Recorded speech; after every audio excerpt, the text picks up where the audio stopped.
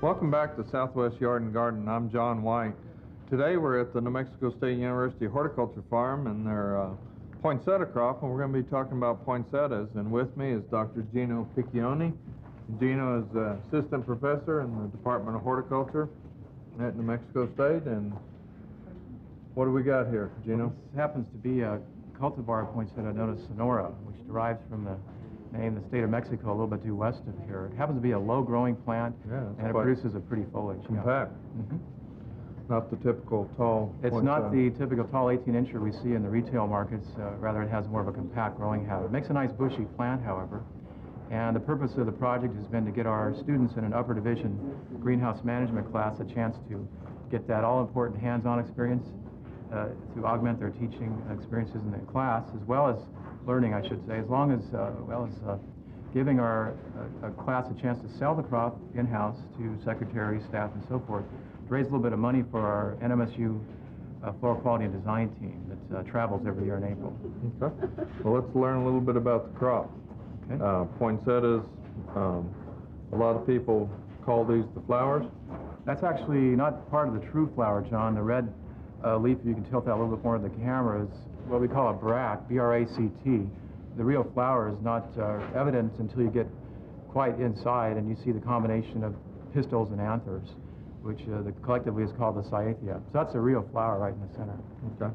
And now to trick these into coloring? Trick them into coloring, you have to cut down the light during the evening period. Normally we start about the first day of autumn, about September 21st. And out here on the farm we have little or no light being shined in by stray sources. So we just let them come naturally into the short days of autumn. And by about the first 2 weeks of October, they begin to show a little bit of red. And of course, now being about a week away from marketing, they've got all that red color showing up. Okay.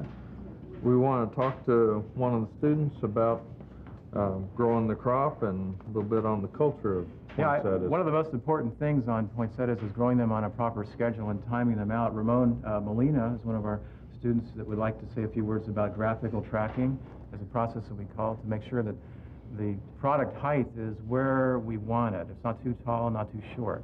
If it's too tall, it won't ship well. It just topples over. If it's too short, the consumer won't want it. So, John, if you might want to go back and meet Ramon, and he'll say a few things about that. Ramon, you have a good-looking crop here. What do you do to monitor this crop? Well, what I'm doing right now is I'm measuring the plant to see how tall it is. And the reason why we do this, we have to monitor the height of the plant because we don't want it to be too tall and we don't want it to be too short. If it's too tall, it may stumble upon shipping. And if it's too short, it's not going to look good enough for the market. So the way we monitor it, we use this. We use what's called graphical tracking. And all it does, it gives us a maximum and a minimum graph. And as you can see here, the plots. And if we're between these two lines, that means we're okay. Okay. So the crop's on target. That's right. Graphical tracking keeps you on track. Okay. Well, thank you, Ramon. Savine, how are you doing? Good, how are you? Good. Tell us a little bit about what it takes to have a good poinsettia and make it last. All right, two things that we're doing for consumer care. Number one is here in the greenhouse. And what we've been doing for the last 2 weeks is we cut down on the fertilizer on these guys, which causes them to harden up a little bit. They're less lush, and it'll help them out when they go to their new homes. The other thing that we have done is we've cut back on the watering, which stresses them just slightly, and that also helps them to harden up. When these guys go to their new homes, one thing that people need to remember is to frequently water them, but not to overwater them. Usually there's a sleeve, a colored sleeve on the bottom of this thing. Foil wrapping and right. all that. Take that sleeve off and let the plant drain after you've watered it. Put the sleeve back on. The moisture in the soil should be enough to keep it.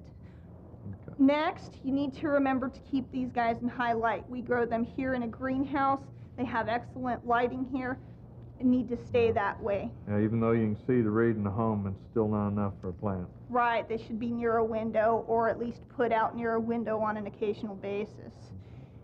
Also, we need to remember that the night temperature should be kept low for these guys.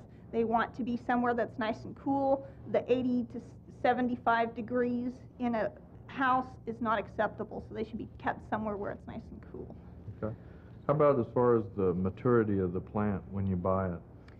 When you're looking at the maturity, this is something that the judging team is involved in. And you should look at the bracts. If you see any pollen in here on the actual flower part, that's going to tell you that this is an over-mature plant. This one's primed for market and ready to go. You see no yellow in the middle here. And the bracts can be a little bit less colored up than you would like by Christmas, because these are obviously ready for market now, but by the time Christmas comes around, these will be all red as well. Okay. Savine, thank you very much. And we'd Thank also you. like to thank Dr. Piccioni and Ramon for their help also.